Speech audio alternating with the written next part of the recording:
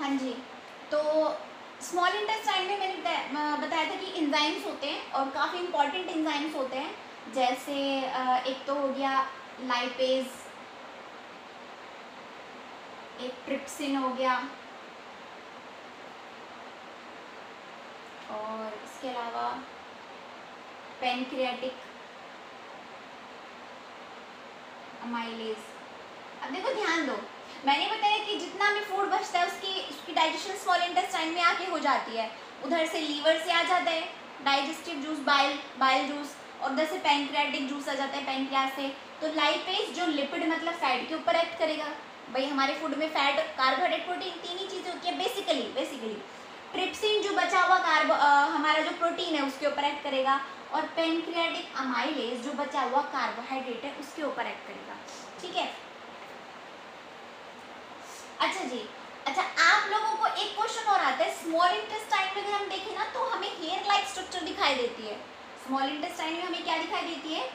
Hair like structure. Hair like structure दिखाई देगी हमें कहाँ पर? स्मॉल इंटेस्टाइन में। स्मॉल इंटेस्टाइन में।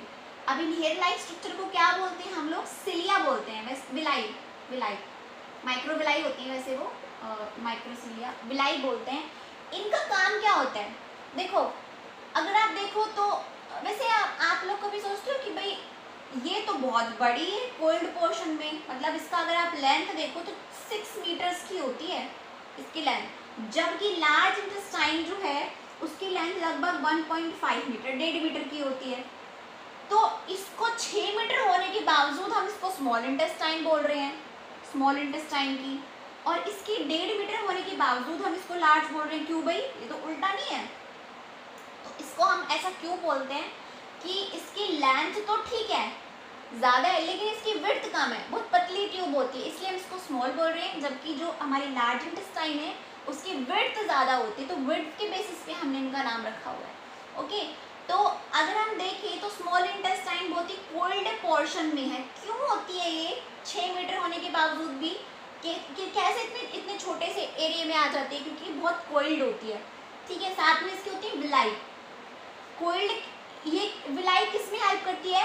विलाई हेल्प करती है to increase the surface area for the absorption of food. बात समझ रहे हो? अभी मैंने यहाँ तक आप लोगों को क्या बताया कि भाई जो फूड है वो हमारा स्मॉल इंटेस्टाइन में कंप्लीटली डाइजेस्ट हो जाता है। अगर आप लोगों को ध्यान हो तो मैंने बताया डाइजेशन के बाद का प्रोसेस क्या होता है? एब्जॉर्प्शन। देखो भाई, हमारा जो कॉम्प्लेक्स फूड है वो हमारा स्मॉल सिंपल फॉर्म्स में ब्रेक डाउन हो चुका है, सिंपल फॉर्म्स में टूट चुका है। तो अब क्या होना है? उसको एब्जॉर्ब होना है, एब्जॉर्ब होना है, ताकि जो ब्लड है वो उसको लेके जाए हमारी बॉडी की हर एक सेल के पास में, क्योंकि हमारी बॉडी की हर एक सेल को ज़रूरत है, और वो सिंपल फॉर्म में ही जा सकता है। तो उसके लिए क्या होना पड़ेगा? उसको पहले एब्जॉर्ब होना पड़ेगा।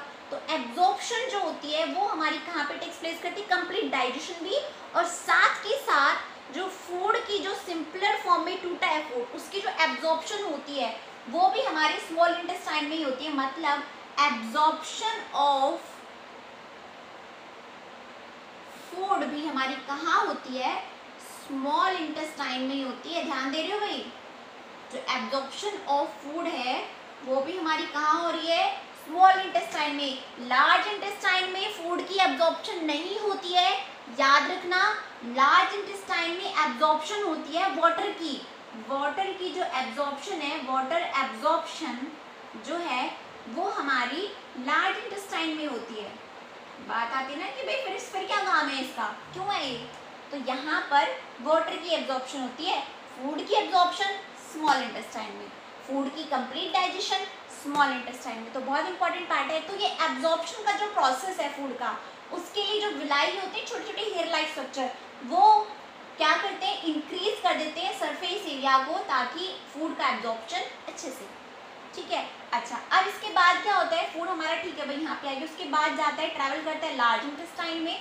लार्ज इंटेस्टाइन में जाते हुए जो फूड के अंदर जो पानी होता है, क्योंकि हमारी बॉडी को पानी की बहुत रिक्वायरमेंट होती है, वो वेस्ट नहीं होने देगा पानी को, वो नहीं जाना चाहिए हमारी बॉडी से, वहाँ पे वाटर की भी एब्जॉर्प्शन हो जाएगी यहाँ से ट्रैवल करते करते, और फिर उसके बाद कहाँ चला जाएगा, ये रेक्टम में, और रेक्टम में कुछ टाइम के लिए क्या हो जाता है, स्टोर हो जाता है, और फिर जब हम लोग मॉर्निंग में उठते हैं और प्रेशर फील करते हैं तब रेक्टम से एनस के थ्रू होता हुआ वो बाहर, जिस प्रोसेस को हम लोग क्या बोलते हैं, इजेक्शन, ई एग्जिट, कौन सा, वेस्ट मटेरियल, मतलब जो अनडाइजेस्टेड फूड है वो रेक्टम से एनस के थ्रू जो एक ओपनिंग होती है उससे बाहर चला जाएगा। ठीक है, तो अब मैं यहाँ पर एक चीज़ और बताना चाहूँगी आप लोगों को, स्फिंक्टर, ये चीज़ मैं इरेज कर रही हूँ।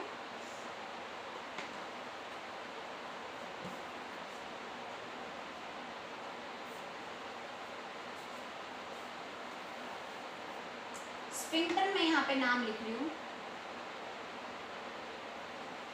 स्फिंक्टर क्या होते हैं, वैसे तो खैर ये जगह जगह होती है, जैसे कि अगर हम लोग देखें कि इसोफेगस से जब स्टमक में आते हैं तो यहाँ पर एक स्फिंक्टर होता है, उसके बाद स्टमक से जब खत्म होता है यहाँ पर स्फिंक्टर, यहाँ पर स्फिंक्टर, मतलब एक तरह से ये वॉल्व होती है, मतलब जो क्लोजिंग और ओपनिंग में हेल्प करवाती है।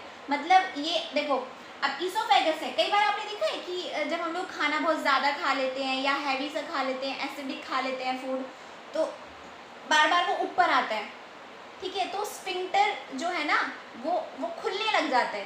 ठीक है, कई बार वो ऊपर आता है, तो जो असल में स्फिंक्टर उसको बंद करने का काम करता है ताकि स्टमक से जो खाना है वो वापस ना जाए, क्योंकि स्टमक का खाना जब वापस आता है हमारा कभी फूड पाइप में, जब मैंने बताया एसिडिटी, तो क्या होता है, जलन होने लग जाती है ना कलेजे में, इसीलिए स्फिंक्टर होते हैं कि भाई हेल्दी खाओ, ज़्यादा नहीं खाना है, कि मज़े मज़े के चक्कर में कि भाई ओहो राजमा चावल में तो मज़ा ही आ गया, मम्मी ने बड़े टेस्टी बनाया था, स्वाद स्वाद में ज़्यादा खा लिए, तो इतना भी नहीं खाना वरना तो एसिडिटी होने लग जाती है। तो स्फिंक्टर्स को बंद करके रखता है, जब फूड आता है ना तब खुल जाता है, वापस जाता है और फिर वो खुलता है, बंद हो जाता है। सेम स्टमक से जब वो कुछ टाइम रहने के बाद स्टमक वो स्फिंक्टर खुलता है, स्टमक से होता हुआ इंटेस्टाइन में। सेम यहाँ पे अगर ये स्फिंक्टर एक सर्कुलर सा एक ऐसे वॉल्व होती है, अगर ये स्फिंक्टर हमेशा ओपन ही रहे, क्लोज ना हो, तो क्या हो, हम तो वॉशरूम भी बैठे रहे, अगर ये स्फिंक्टर खुला रह जाए तो ये स्फिंक्टर एक्चुअल में रेगुलेट करने का काम करता है कि जब ज़रूरत होती है तभी खुलता है, मतलब जब प्रेशर होता है ना तभी खुलेगा, तभी हम लोग वॉशरूम जाते हैं कि भाई मेरे को वॉशरूम जाना पड़ेगा, वरना तो हम लोग खुलता रहे और फिर हम लोग वॉशरूम में ही बैठे रहे। ठीक है, तो ये अच्छा, एक जो पैंक्रियाज मैंने यहाँ पे बताया था ना, पैंक्रियाज, इसके बारे में बात करते हैं हम लोग। पैंक्रियाज इसको रेस कर सकते हैं आप, क्योंकि हमारा ह्यूमन डाइजेस्टिव सिस्टम कंप्लीट हो गया, मैं आपको पैंक्रियाज के बारे में थोड़ा सा अलग से बता रही हूँ। एक बार वीडियो लेक्चर का टाइम चलो हो जाएगा। पैंक्रियाज, अभी मैंने बताया था कि पैंक्रियाज का जो काम है वो क्या है, डाइजेस्टिव यानी पैंक्रियाटिक जूस सिक्रीट करना, लेकिन इसका एक और काम होता है, एक काम तो इसका क्या है, पैंक्रियाटिक जूस सिक्रीट कर दिया, जो किसमें हेल्प करेगा, help which helps in digestion of food.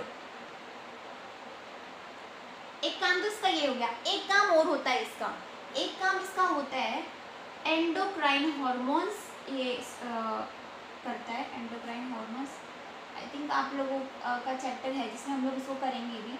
Endocrine hormones नाम सुना होगा, ग्लूकागोन एंड इंसुलिन।